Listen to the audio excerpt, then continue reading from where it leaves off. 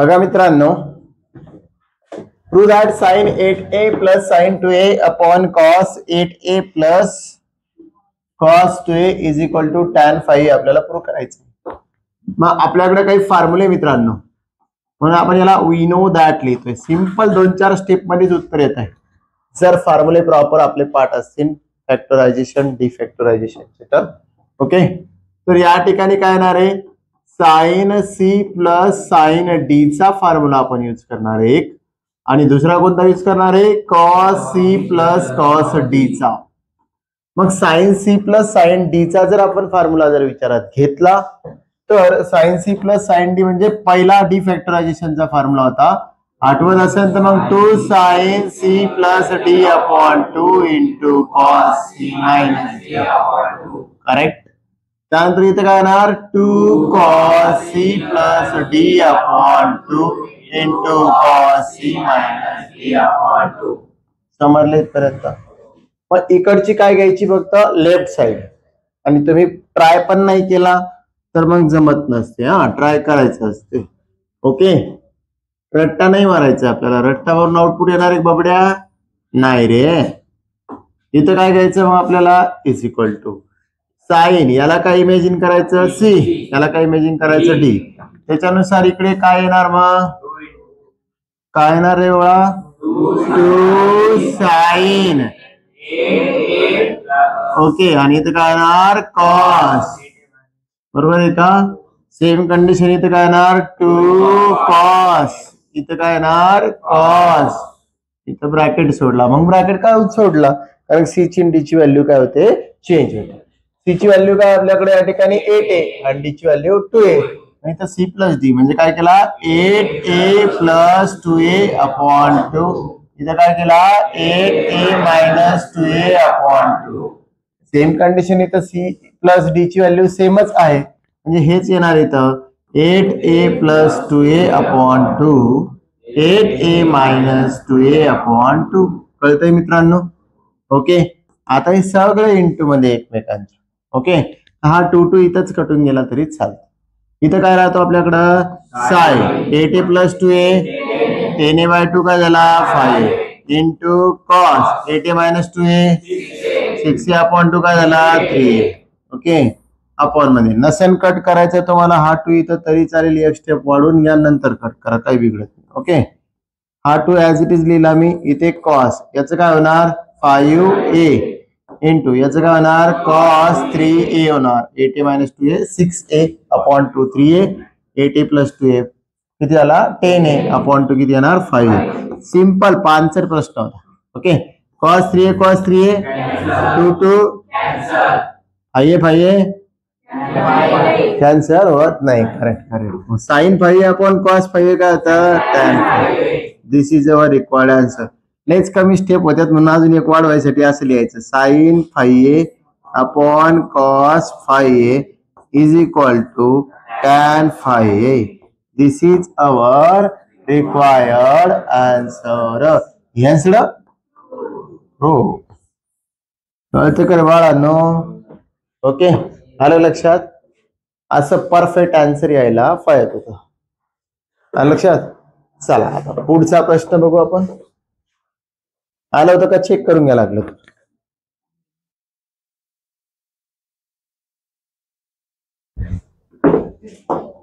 आलं होतं का बघा.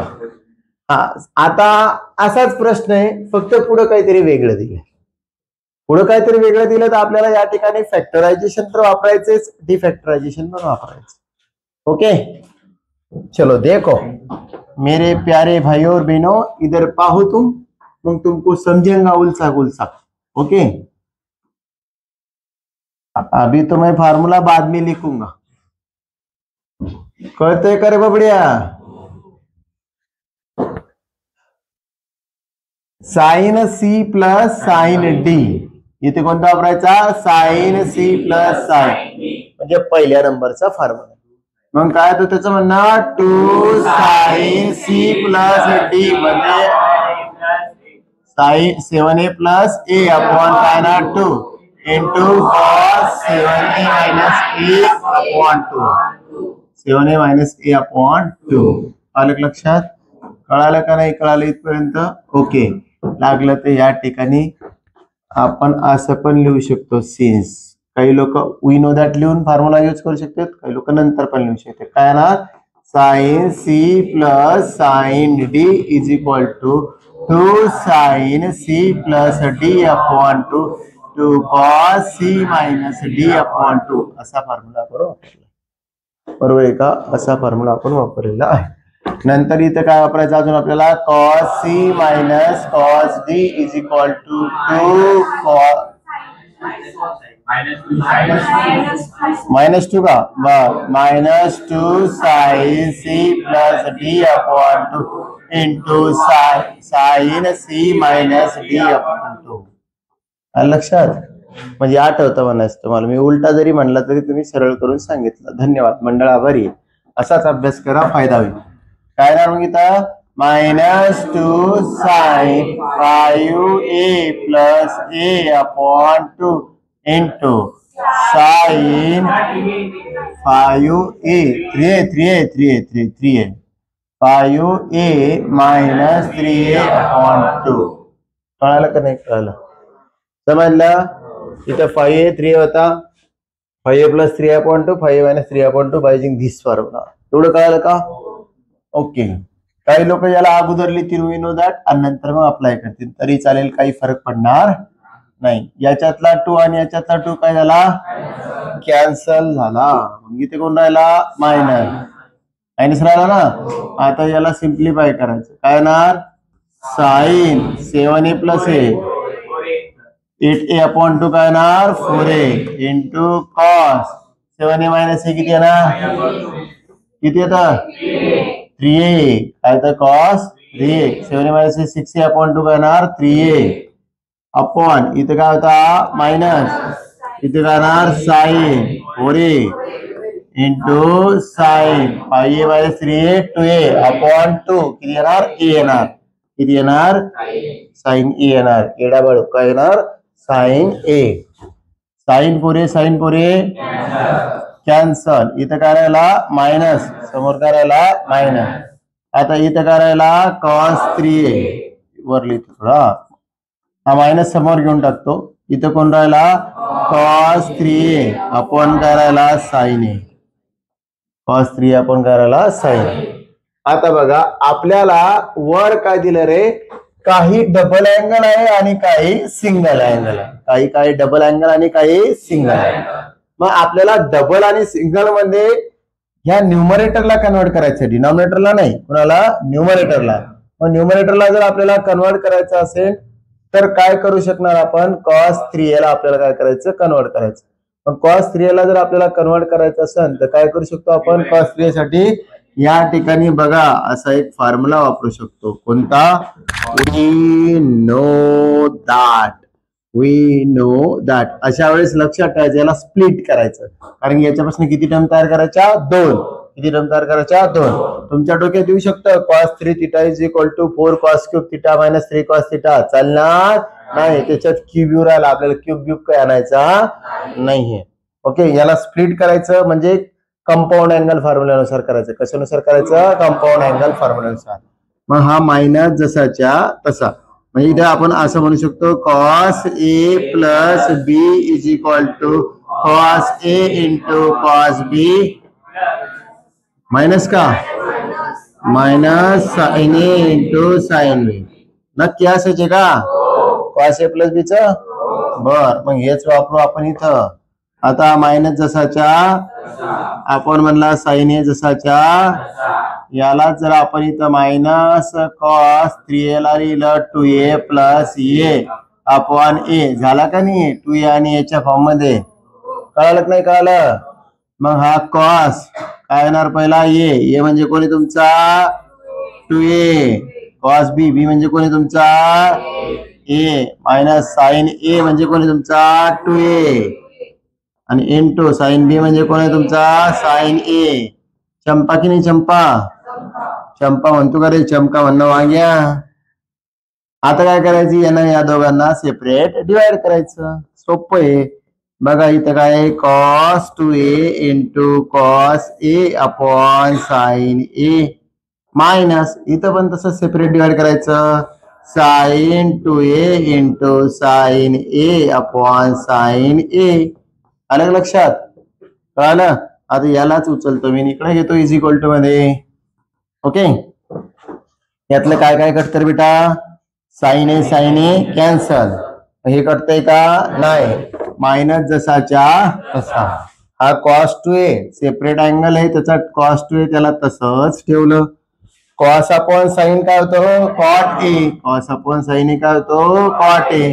नंतर काय समोर मायनस कोण राहिला फक्त साइन 2a. आपल्याला जे प्रूव्ह करायचं ते भेटलं का? अजून नाही भेटलं. ते कसं उलट आहे? उलट काऊन झालं? या मायनस मुळे.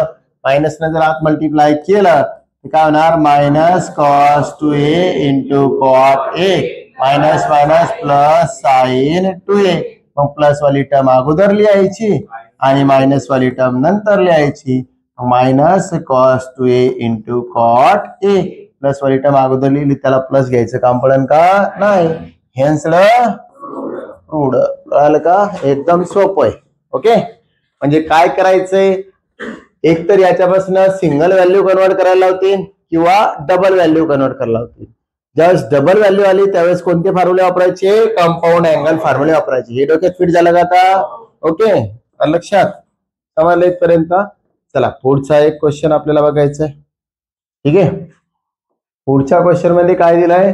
Prove that sin 20 into sin 40 into sin 60 into sin 80 is equal to 3/16. डिफॅक्टरायझेशन फॉर्म्युले आपल्याकडे आहेत. काय डिफॅक्टरायझेशन फॉर्म्युले? 2 sin a into cos b, 2 sin a into cos b and 2 cos a into sin. चला बघा बळा हो एकदम सोप्या सोप्या गोष्टी आहेत. आता याच्यात कोणते फॉर्म्युले वापरायचे? 2 sin a into sin b चा. कोणता वापरायचा? 2 sin a into sin b चा. मग आपल्याकडे फॉर्म्युला होता का नाही असा? साइन ए इंटू साइन बी होता का नव्हता रे बाळा? होता ना असा. Minus sign A into sine बी होता ना का? Minus 2 sign A into sine बी होता. Minus 2 sign A into sign. मग minus 2 sign A into sine बी चा फॉर्म्युला आपल्याकडे होता बाळांनो. तर त्या फॉर्म्युल्याला आपण लिहिलं होतं cos A plus B cos A minus बी. लिहिलं होतं का नव्हतं लिहिलं असं? पण आपल्याला मायनस 2 ची गरज आहे का? नाही. आता आपल्याला फक्त साइन आणि साइनची गरज आहे. मग या फॉर्म्युल्याला मी थोडं चेंज करून घेतलं तर काही बिघडत नाही. या मायनसला तिकडे जर दिलं तर हा अगोदर आणि हा नंतर जाईल तरी फॉर्म्युला काय होणार? सेमच होणार. म्हणजे असं लिहू शकतो ना 2 sin a इंटू कॉस बी. हा मायनस इकडे दिला तर हा मायनस मायनस काय होईल? प्लस. तो म्हणतो हा मायनस तिकडे कसं जाईल? टोटल इक्वेशनला मायनस न मल्टिप्लाय जर केलं तर मायनस मायनस काय होईल? गायब. मायनस मायनस काय होईल? होईल का नाही होणार? आणि हे कॉसचं काय होईल? मायनस कॉस ए प्लस बी. आणि हे मायनसचं काय होईल? प्लस कॉस ए मायनस बी. चमका की नाही चमकार भाऊ? चमका. म्हणजे हे अगोदर लिहायचं कॉस ए मायनस बी हे नंतर लिहायचं कॉस ए प्लस बी आणि याला काय लिहू शकता? 2 sin a इंटू कॉस का साइन रे? 2 sin a into sine B. अलग लक्षात 2 sin a into sine B.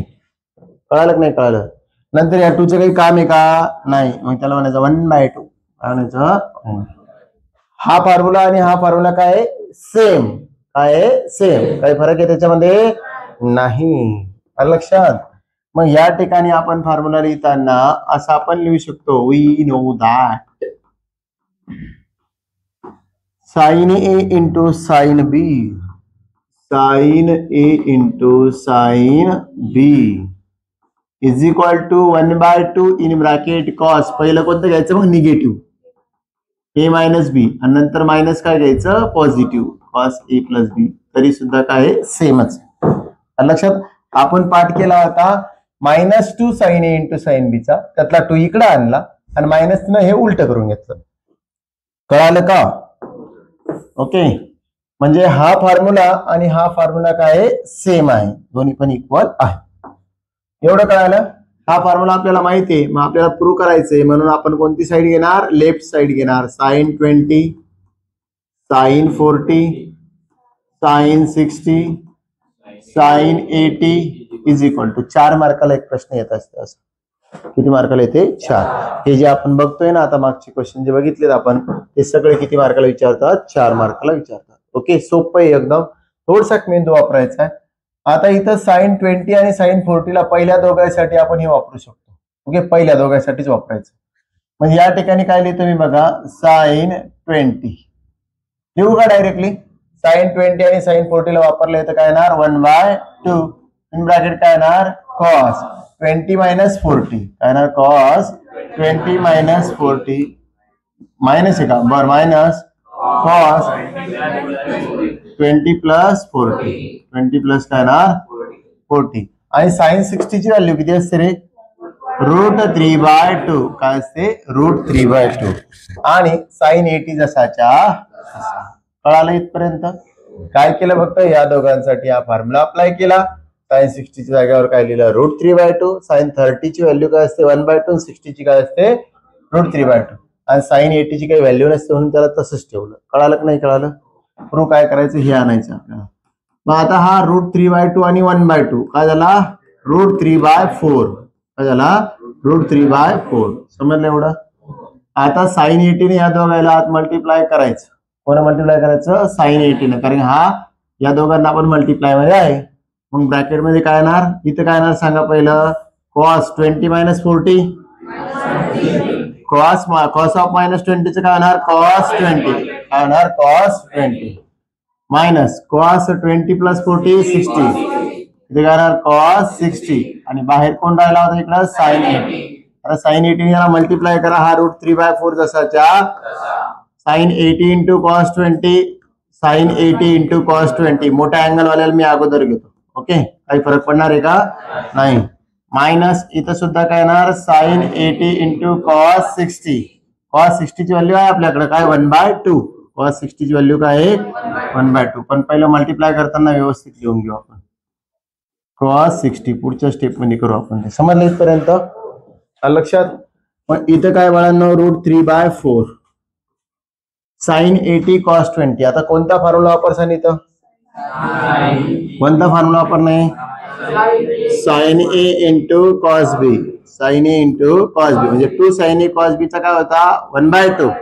2 sign ए तर 2 इकडे पाठवला म्हणून 1/2 झाला. साइन ए इंटू कॉस बी चा काय फॉर्म्युला होता? पहिला नंबरचा फॉर्म्युला होता. काय होता? साइन ए प्लस बी प्लस साइन ए मायनस बी होता. लक्षात? साइन ए प्लस बी प्लस साइन ए मायनस बी पहिल्या नंबरचा फॉर्म्युला आपला होता. साइन आला तर पहिल्या नंबरचा, कॉस आला तर दुसऱ्या नंबरचा, दोन्ही कॉस आले तर तिसऱ्या नंबरचा आणि दोन्ही साइन आले आणि मायनस आलं तर चौथ्या नंबर. आठवतंय? ओके, आलं लक्षात इथपर्यंत? मग याच्यानुसार काय येणार? हा √3/4 जसाच्या याच्यासाठी काय लागू होईल? हे लागू होणार. मग इथे काय बाळांनो? 1/2 इन ब्रॅकेट काय येणार? साइन ए प्लस बी म्हणजे 80 प्लस 20 म्हणजे काय येणार? साइन 80 प्लस 20 लिहू का? 100 डायरेक्ट. ओके, प्लस काय येणार? साइन ए मायनस बी म्हणजे 80 मायनस 20 किती येणार? 60 काय येणार? साइन 60. समजलं इथपर्यंत? ओके, मायनस कॉस 60 ची व्हॅल्यू काय येणार? 1/2 येणार. काय येणार? 1/2. आणि हा काय राहिला तुमच्याकडं? साइन 80 राहिला. ब्रॅकेट काय झाला? क्लोज. आता काय करायचं? इथं पण 1/2 इथं पण 1/2. 1/2 काय काढला? कॉमन. म्हणजे इथं काय होणार? √3 4 दुनी 8 8. इथं काय राहिलं तुमच्याकडे आता? साइन 100 प्लस साइन 60 ची व्हॅल्यू माहिती तुम्हाला किती? साइन 60 ची व्हॅल्यू √3/2 किती येते? √3/2 मायनस इथं काय? साइन 80 आहे. इथं काय? साइन 80. आता बघा इथं √3/2 इथं √3/8 आहे. ह्या दोघांचं जर मल्टिप्लिकेशन केलं तर 3/16 भेटते. √3 इंटू √3 काय होणार? 3 आणि 2 इंटू 8 किती भेटणार? 16. म्हणजे हे दोघं जणांचं काही काम नाही. म्हणजे हे दोघं जण काय होणार आहे? कॅन्सल होणार आहेत. कळालं की नाही कळालं? हे दोघं जण कॅन्सल होणार एवढं पक्क आहे का नाही? सोपं आहे, लय कॉन्सेप्ट आहे. मग जास्त विचार करायचा नाही. √3/8 इधर किती है? ज्यादा मेंदू यूज नहीं करने का. इधर कितना है? 80. 100 प्लस 80 कितना होगा? 180 होगा ना. तो आप लोगों ने अगर 180 में से 80 को माइनस किया तो कितना बचेगा? 100 बचेगा. 180 मधून 80 वजा केलं काय असणार 100. बरोबर आहे का नाही आहे? मग इथे √3/2 मायनस साइन 80 जसाच्या तसा. एकाला बदलायचं दोघांनी. कळालं का? मी जर याला ऍज इट इज साइन 100 ठेवलं असतं तर मी याला चेंज केलं असतं. याला काय चेंज केलं असतं? साइन 180 वजा 100. उलट इथं 100 आणण्यासाठी मला 180 तून किती वजा केले 80 म्हणजे इकडचा मायनस होणार. आणि याला जर चेंज केला असता तर इकडचा मायनस झाला असता. 180 मायनस काय झाला असता 100. 180 मायनस 100 म्हणजे किती आला असता 80 आला असता. अलग लक्षात. असं का केलं? अजासनम तेरी कसम. 180 ला 2 ने भाग गेला किती उरतात? किती उरतात? 90 उरते. खरं 180 ला 2 ने भाग गेला तर 90 उरते. पण भाग किती देत असतो आपण अजासनम तेरी कसम मध्ये 90 किती डिवाइड करत असतो 90. म्हणजे बाळाओ जर का आपण इथं असा विचार केला sine 180 minus theta is equal to 180 ला 90 डिवाइड केले कितीचा भाग येते 2चा. 2 ऑड एक इवन आहे म्हणून साइनच्या जागेवर काय येणार साइनच येणार थिटा येणार. आणि 2 मायनस म्हणजे किती वापरला दुसरा म्हणजे काय अजासनम. सनम म्हणजे साइन आणि कोसेक पॉझिटिव्ह बाकीचे काय आहेत निगेटिव्ह म्हणून काय येणार पॉझिटिव्ह. साइन 180 मायनस थिटाचं काय होतं साइन थिटा. म्हणजेच बाळांनो या ठिकाणी √3/8 साइन 180 मायनस 80चं काय होणार मग साइन 80 होणार. काय होणार साइन 80 होणार. कळलं का? साइन 180 मायनस थिटाचं काय होतं साइन थिटा होतं. मग साइन 180 मायनस 80चं काय होणार साइन 80 होणार. कळलं का? थिटाची जागा बेटा कोण घेतली 80 ने घेतली. कळलं का? मग प्लस काय या ठिकाणी √3/2 आणि हा काय मायनस साइन 80 आहे. साइन 80 मायनस मध्ये प्लस मध्ये काय झाला कॅन्सल झाला. √3 इंटू √3 काय आला 3 आला. आणि 8 दुनी किती आले 16. आणि हेन्सड काय झाला प्रूव्ह झाला. हेन्सड काय झाला प्रूव्ह झाला. अलग लक्षात. ओके कळालं चालेल.